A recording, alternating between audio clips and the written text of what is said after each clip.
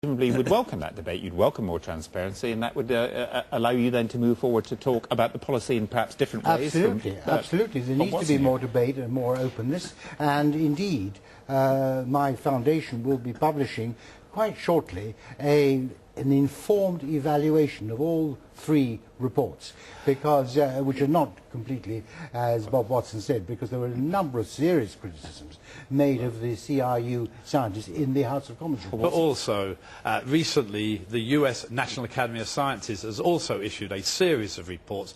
One of them was on the basic science of climate change, and it completely confirms the key findings, the most important findings of the IPCC. That is to say, we humans are changing the composition of the atmosphere, the Earth's climate is changing, and the only way we can explain the majority of the observed changes is human activity. Let me bring in Eva de Boer then. Did this background help torpedo any kind of real deal at Copenhagen?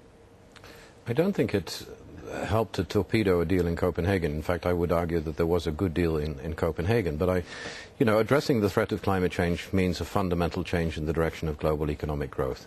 And to convincingly bring about that change, you need to base the policy on strong science. And I think that the scientific message has suffered as a result, perhaps not so much of what happened in the University of East Anglia, but the broader criticism of the IPCC. But I wonder whether, we'll get onto full policy implications in a moment, as Lord Lawson suggested, but I wonder whether it took the foot off the neck of the politicians. They didn't feel that somehow all the people of the world were breathing down their neck or holding them to get a deal. They could relax a bit because suddenly there was this doubt about whether the scientific evidence for these huge policy changes was correct.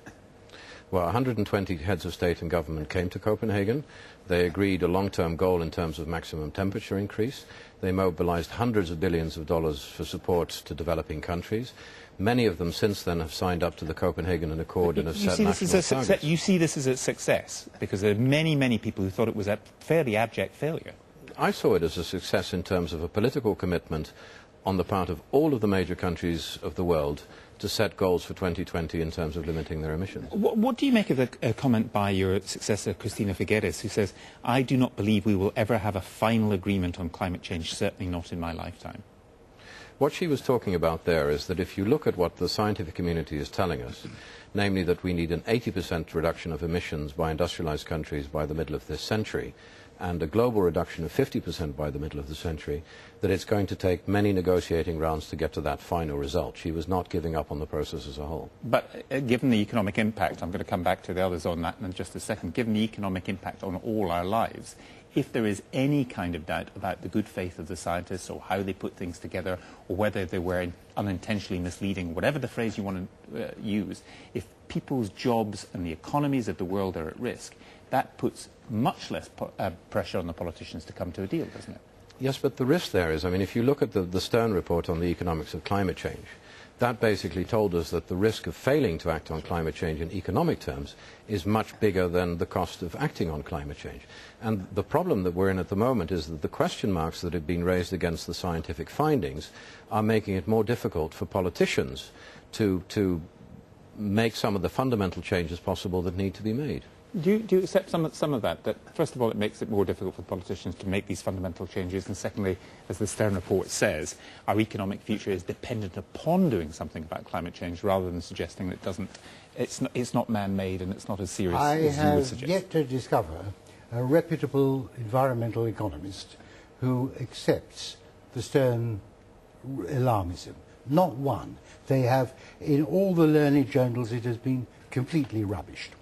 There is a more interesting economic analysis, actually, in the IPCC's most recent report. And the IPCC's, and this helps us to get things into perspective, the IPCC's, if you take their worst estimate of the warming, the highest end of the warming, their worst economic scenario, they still say that all the consequence will be is that living standards in the developing world in 100 years' time, instead of being a little more than 9 times as high as they are today, will only be a little more than 8 times as high as they are today. That's hardly a disaster. I hope it won't be that. And if you look at the cost of decarbonisation The cost is massive. And as for Copenhagen, I think Mr. de Boer is the only person in the whole world who thinks Copenhagen was a success. In fact, it was a complete fiasco. No, first, Copenhagen was a step in the right direction. It was only a step in a long journey. There was progress in a number of areas, but clearly less than some would have hoped for. It's not just Stern who's argued the cost of action is actually less than the cost of inaction. The cost of inaction is quite considerable, even by some of the IPCC analysis.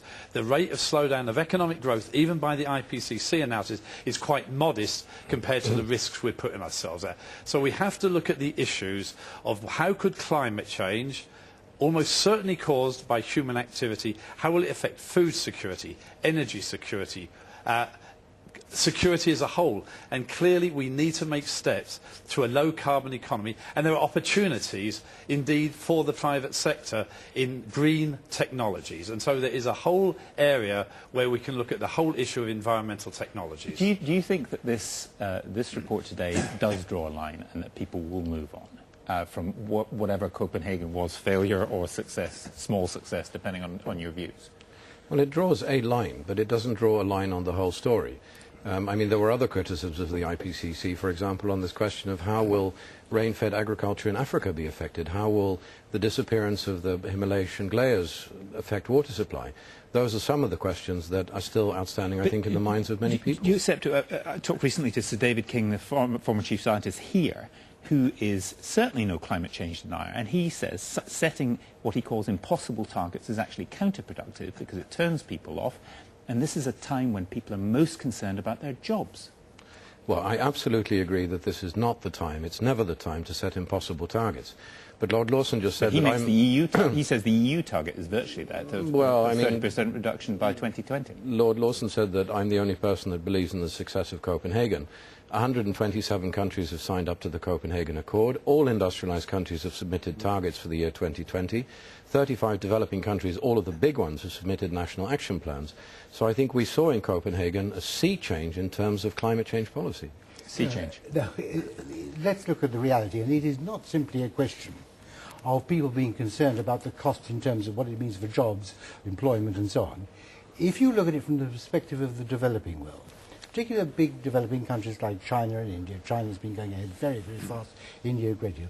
Their priority, and they refused the binding deal at Copenhagen. That's the main reason why it all fell apart. And they were absolutely right to do so, in my judgment, because their priority is economic development. They still have tens of millions of their people without electricity, tens of millions of their people suffering disease, malnutrition, premature death. And therefore they don't want to move from cheap energy to more expensive energy, which would slow down. Okay, we'll leave it there. Thank you all very much. Now, you can't have missed the